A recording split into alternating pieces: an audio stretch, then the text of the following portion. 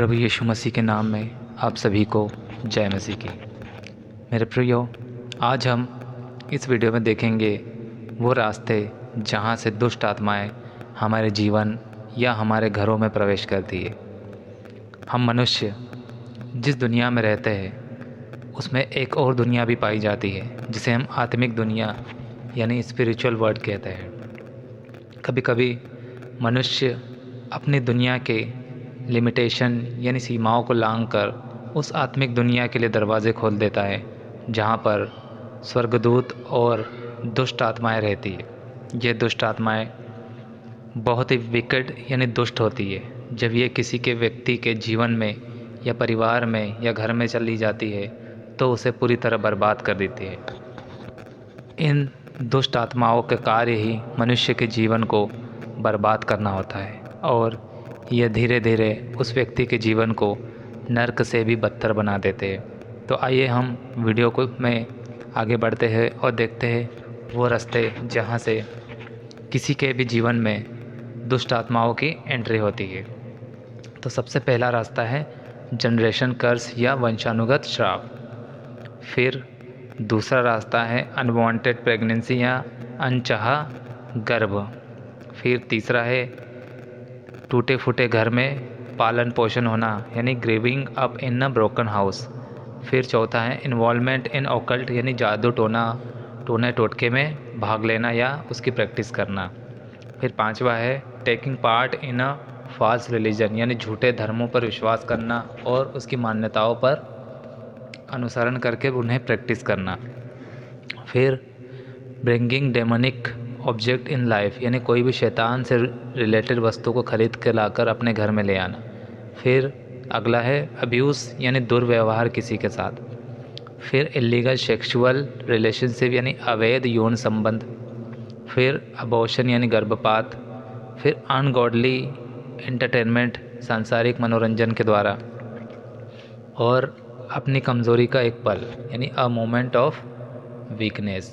तो आइए हम अब इन पॉइंट को थोड़ा डिटेल में देखते हैं कि ये इनसे किस प्रकार से ये दुष्ट आत्माएं किसी भी व्यक्ति के जीवन में प्रवेश करती है। तो सबसे पहला पॉइंट हमारा जनरेशन कर्स या वंशानुगत श्राप। कुछ डीमंस या स्पिरिट जो होती है मनुष्य के साथ ब्लड रिलेशंस के द्वारा ट्रांसफ़र होती जाती है। जब किसी व्यक्ति के परिवार वाले या उनके पूर्वज कुछ ऐसा पाप या कुछ ऐसा कार्य कर देते हैं जो परमेश्वर की व्यवस्था यानी परमेश्वर के नियमों के विरुद्ध में होते हैं, या अथवा कोई टोना टोटका या कुछ भी ऐसी शैतानी कार्य जो कर लेते हैं, तो इनसे जुड़े हुई जो स्पिरिट होती है पीढ़ी दर पीढ़ी आगे ट्रांसफ़र होती जाती है। और ये दुष्ट आत्माएं तब तक किसी व्यक्ति के परिवार में या जीवन में कार्य करते हैं तब तक कि उस परिवार के सदस्य परमेश्वर से उस कार्य के लिए माफ़ी नहीं मांग लेते जो कार्य उनके पूर्वजों के द्वारा किए गए थे, और यह श्राप के रूप में निरंतर कार्य करते रहते हैं तब तक कि परमेश्वर के द्वारा इन्हें माफ़ नहीं कर दिया जाता। इन श्रापों के द्वारा परिवार के सदस्यों में बुरी आदतें भी आ सकती है, जैसे दारू पीना, कोई भी प्रकार की गंदी आदत। इस प्रकार के श्रापों के कारण से ही ये सब होता है।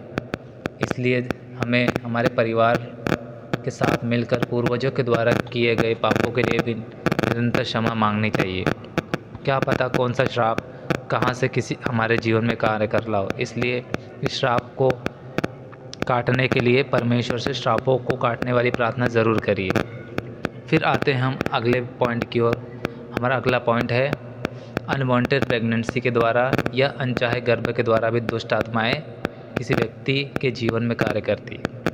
जैसे कि हम देखते हैं कि जब कोई व्यक्ति माता पिता बनते हैं तो गर्भ में पल रहे बच्चे के प्रति कुछ लोगों में या माता पिताओं में घृणा की नफ़रत आ जाती है। वो सोचते हैं कि हमें इस बच्चे की ज़रूरत नहीं, या परिवार के सदस्य उस बच्चे को भला बुरा कहते हैं, उसे अस्वीकार कर देते हैं।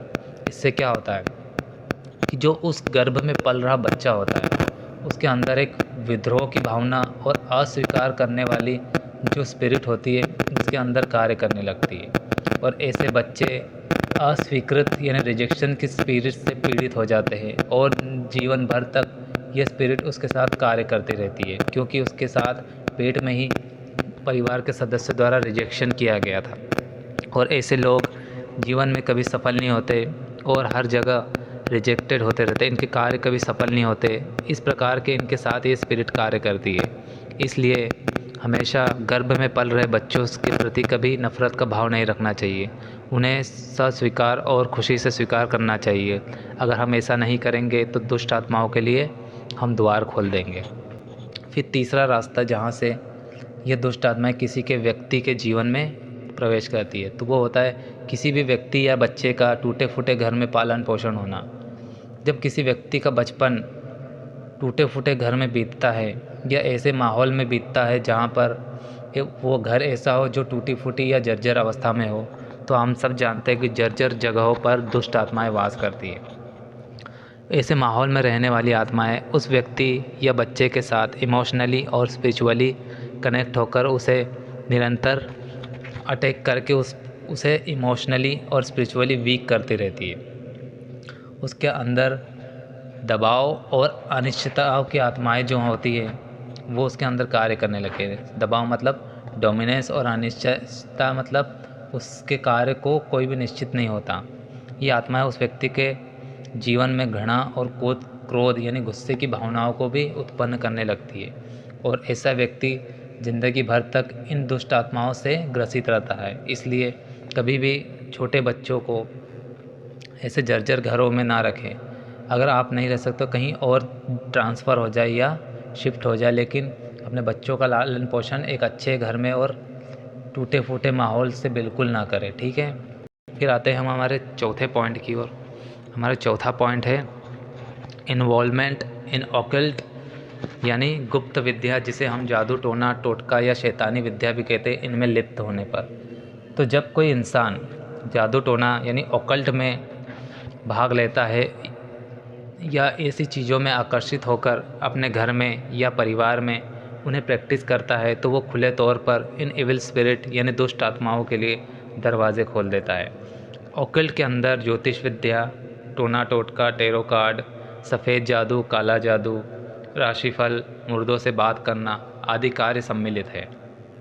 परमेश्वर का वचन हमें साफ साफ कहता है कि इस प्रकार के जो कार्य करने वाले लोग होते हैं वो परमेश्वर के दंड के भागी होते हैं, और ऐसे कार्य करने वालों के जीवन में हमेशा दुष्ट आत्माएं कार्य करने देती। इसलिए कभी भी हमें इस प्रकार के ऑकल्ट यानी टोने टोटके के कार्यों में लिप्त नहीं रहना है। अगर आपके परिवार में या कहीं आपके रिश्तेदारों में ऐसा कोई करता है तो उन्हें रोकिए, वरना आपके परिवार में भी आपके रिश्तेदारों की वजह से भी श्राप आ सकते हैं। फिर अगला पॉइंट है हमारा taking part in false religion यानी झूठे धर्म के विश्वास या मान्यताओं पर चलना। जो व्यक्ति सच्चे और जीवित परमेश्वर जो कि बाइबल का परमेश्वर यहोवा परमेश्वर और उसका पुत्र यीशु मसीह है, उसे छोड़कर किसी भी अन्य झूठे देवी देवता की आराधनाएं करते हैं, तो वे लोग सीधे तौर पर दुष्ट आत्माओं को अपने घर में न्योता दे सकते हैं। क्योंकि जैसा कि हम सब जानते हैं, हमारे परमेश्वर को छोड़कर बाकी सब झूठे जो धर्म बने हैं उनमें दुष्ट आत्माएं ईश्वरों का रूप धारण करके आ गई है। क्योंकि शैतान हमेशा से चाहता था कि मनुष्य उसकी पूजा करे, इसलिए उसने तरह तरह के धर्म खड़े कर दिए और लोगों को उसमें भटका कर सच्चे परमेश्वर और बाइबल के वचनों से दूर करके वो उन्हें अपना शिकार बना रहे हैं, और इस तरह वो उन लोगों की आत्माओं को नर्क में ले जा रहे हैं। इसलिए मेरे प्रियो, कभी भी झूठे धर्मों की मान्यताओं पर कभी विश्वास ना करें और उनसे दूर रहे। क्योंकि जो भी परमेश्वर यीशु मसीह का इनकार करते हैं और झूठे देवी देवताओं के पीछे जाते हैं, उनके जीवन में शैतानी आत्माएं कार्य करने लग जाती है, और ये आत्माएं उन्हें अपना गुलाम बनाकर अंत में नर्क की ओर ले जाते हैं। फिर है हमारा अगला पॉइंट है bringing demonic object in your life यानी कोई शैतानी वस्तु जो आप खरीद कर लाते हैं उसके द्वारा भी दुष्ट आत्माएं आपके घरों में वास करती है। जैसा कि हम सब जानते हैं, आत्मिक दुनिया भी एक वास्तविक दुनिया है, और ये जो स्पिरिचुअल चीज़ें हैं यानी डेमोनिक चीज़ें हैं वह लोगों के द्वारा, स्थानों के द्वारा, जानवर के द्वारा और वस्तुओं के द्वारा भी एक स्थान से दूसरे स्थान पर स्थानांतरित करती है या ट्रैवल करती है।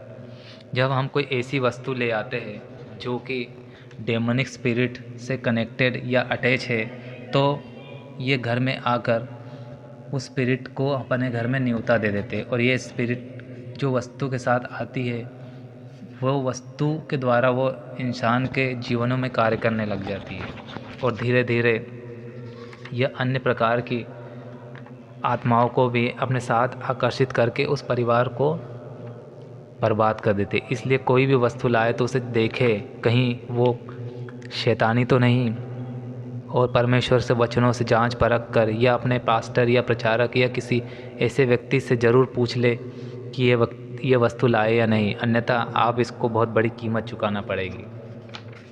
फिर हमारा अगला पार्ट है हमारा अब्यूज़ या दुर्व्यवहार। जब कोई व्यक्ति किसी व्यक्ति के साथ बुरा बर्ताव करता है जिससे उसके मानसिक और शारीरिक या आत्मिक प्रकार से उसको आघात पहुंचता है, तो ऐसा व्यक्ति डिप्रेशन में चला जाता है और डिप्रेशन के द्वारा ऐसे व्यक्ति के जीवन में दुष्ट आत्माओं के लिए दरवाजे खुल जाते हैं और ऐसा व्यक्ति धीरे धीरे उन यातनाओं या उस बुरे व्यवहार की वजह से निरंतर परेशान रहता है और वह एक समय आता है कि मृत्यु तक पहुंच जाता है। ऐसे व्यवहार में कई प्रकार के व्यवहार शामिल है, जैसे किसी के द्वारा पब्लिकली मजाक बनाना, ब्रेकअप होना, किसी परीक्षा में अनुत्तीर्ण होना। इस प्रकार के व्यवहार की वजह से व्यक्ति के अंदर डिप्रेशन आता है और यह व्यक्ति को दुष्ट आत्माओं के करीब ले जाता है और ये दुष्ट आत्माएं धीरे धीरे उसके जीवन में कार्य करती है और अंत में परिणाम आप सभी जानते हैं दुष्ट आत्माएं क्या करती है। फिर अगला पॉइंट है हमारा इल्लीगल रिलेशनशिप यानी सेक्सुअल रिलेशनशिप, यानी अवैध यौन संबंधों के द्वारा भी दुष्ट आत्माएं एक व्यक्ति के जीवन में स्थानांतरित होते हैं। जैसा कि हम सभी जानते हैं, जो सेक्सुअल वर्क है या सेक्सुअल रिलेशनशिप है, ये एक शारीरिक क्रिया ही नहीं बल्कि ये एक आत्मिक क्रिया भी है, जो दो शरीरों का नहीं बल्कि दो आत्माओं का भी मिलन होता है। जब कोई व्यक्ति एक व्यक्ति के साथ संबंध बनाते हैं तो उसके अंदर पाए जाने वाली हर स्पिरिचुअल चीज़ का ट्रांसफ़र एक से दूसरे के अंदर होता है, जिसके उसके गुण, भावनाएं, इमोशन, ये सब चीज़ें शामिल होती है। और किसी व्यक्ति के अंदर हम नहीं जानते कि किस प्रकार की आत्माएं उसके परिवार में या उसके श्राप कौन कौन से कार्य करते हैं। जब व्यक्ति ऐसे व्यक्ति के साथ रिलेशन बनाता है तो उसके अंदर पाए जाने वाली गंदी आत्माओं को वो अपने शरीर में न्योता दे देता है और ये आत्माएं जो होती है उसे धीरे धीरे अपने कब्ज़े में करती रहती है और उन्हें परमेश्वर से दूर करती जाती है। बाइबल के अनुसार परमेश्वर ने साफ साफ कहा है कि हमें यौन संबंध अपने पति या पत्नी से ही बनाना चाहिए। अन्य किसी के द्वारा साथ ऐसे संबंध बनाए जाते हैं तो व्यक्ति के ऊपर श्राप और दुष्ट आत्माओं का हमला होता है और परमेश्वर उन्हें ऐसे लोगों को दंड देता है। फिर आते हैं हम अगले पॉइंट की ओर। तो हमारा अगला पॉइंट है गर्भपात यानी अबॉर्शन। तो हम सब देखते हैं आज के समय में जो अबॉर्शन है वो एक आम प्रचलन में आ गया है। कई विदेशों में तो अबॉर्शन को लीगल कर दिया गया है, लेकिन हम सब परमेश्वर के वचन में पढ़ते हैं कि अबॉर्शन यानी गर्भपात जो है वो एक प्रकार की हत्या ही है। इसके द्वारा हम एक मासूम बच्चे की हत्या करते हैं। कारण कुछ भी रहा हो, अगर आप किसी भी मासूम बच्चा जो गर्भ में पल रहा है उसकी हत्या करते हैं तो आप परमेश्वर के विरुद्ध कार्य करते हैं और हत्या करने के द्वारा आप अपने जीवन में दुष्ट आत्माओं को निमंत्रण दे रहे हैं और ये आत्माएं आपके परिवार में आकर आपके दूसरे सदस्यों पर हम भी हमला करेगी, क्योंकि यह एक हत्या का पाप है और हत्या परमेश्वर की नज़र में बहुत बड़ा गुनाह है। वैसे ही आप अबॉर्शन तभी इंसान करता है जब वो गलत शारीरिक संबंध बनाता है। आप अपने पापों को छुपाने के लिए एक मासूम बच्चे की बलि दे रहे हैं और शैतान यही तो चाहता है कि आप उसे खुश करें और परमेश्वर के विरोध में जाए। इसलिए गर्भपात ना करें और परमेश्वर के वचनों पर कार्य करें। फिर अगला है हमारा अनगॉडली एंटरटेनमेंट, यानी सांसारिक एंटरटेनमेंट के द्वारा भी दुष्ट आत्माएं ट्रांसफ़र होती है इधर से उधर। जैसे कि हम जानते हैं आज के समय में लोग परमेश्वर के वचनों को छोड़कर सांसारिक मनोरंजन में अपना समय और जीवन खराब कर रहे हैं। आज के समय में फ़िल्में, गाने, म्यूज़िक वीडियो, टीवी शो, ये सब कुछ जो है वो शैतान के द्वारा नियंत्रित किया जाता है। बहुत ही कम चीज़ें होती है जो कि परमेश्वर के द्वारा आती है। अधिकतर जगहों पर आपको शैतान के कार्य भरे पड़े मिलेंगे। अगर कोई व्यक्ति इन सभी चीज़ों को देखता है तो उनके द्वारा जो उन चीज़ों में दिखाई जाने वाली दुष्ट आत्माएं हैं वो उस घर में ट्रांसफ़र हो जाती है। जिसे बोलते हैं ना हम एनर्जी ट्रांसफ़र, फिज़िक्स की भाषा में ऐसा ही होता है। जो स्पिरिट है वो भी एनर्जी है। जब हम जो चीज़ देखते हैं हमारे साथ वैसा ही होने लग जाता है और ये हमारा समय भी बर्बाद कर रही है। ये दुष्ट आत्माएं फिर वहाँ से जब इन्हें एंट्री मिल जाती है तो उस परिवार में घुस जाती है। फिर उस जिस सदस्य को ये कब्जे में कर लेती है उसका जीवन धीरे धीरे बर्बाद कर देती है और अंत में ये परमेश्वर से दूर करके उसका नाश कर देती है। इसलिए हमें अपना समय और जीवन परमेश्वर के राज्य के लिए, उसके वचनों के लिए, प्रार्थनाओं के लिए देना है। ठीक है मेरे प्रियो, आते हैं हम अगले अ मोमेंट ऑफ वीकनेस। ये हमारा अगला पॉइंट है। जब हम एक कमज़ोर पल देखता है, हमारे जीवन में कमज़ोरी ढूंढता है शैतान हमारे जीवन में घुसने के लिए बस हमारे जीवन में एक ऐसी कड़ी ढूंढता है जहाँ से उसको पैर फंसाने के लिए जगह मिल जाए।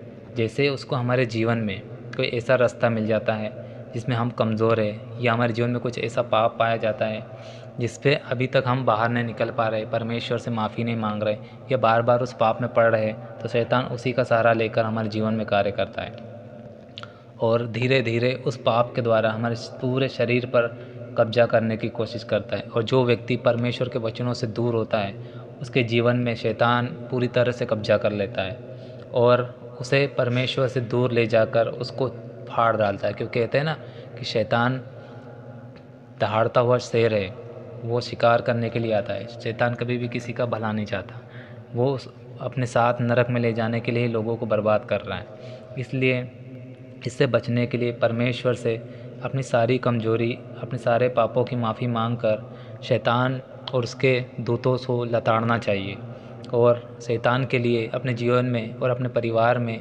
कोई भी रास्ता ना खोले, अन्यथा ये हमें बर्बाद कर देता है। और स्वयं को परमेश्वर के वचनों से भरकर उसके अनुसार जीवन जीने के लिए प्रेरित करना चाहिए और शैतान से प्रोटेक्शन की दुआएं और पर यीशु मसीह के लहू की प्रार्थना के द्वारा खुद को बचाइए और अपने परिवार को बचाइए। और भी कई कारण होते हैं जिसके द्वारा दुष्ट आत्माएं हमारे जीवन में कार्य करती हैं, उस पर हम फिर कभी बात करेंगे। आज के वीडियो में बस इतना ही। बढ़ते रहिए और परमेश्वर के राज्य को विस्तार करते रहिए और दुष्ट आत्माओं से लड़कर अपने और अपने परिवार की रक्षा करते रहिए। परमेश्वर आप सभी को बहुतायत से आशीष दे। जय मसीह की।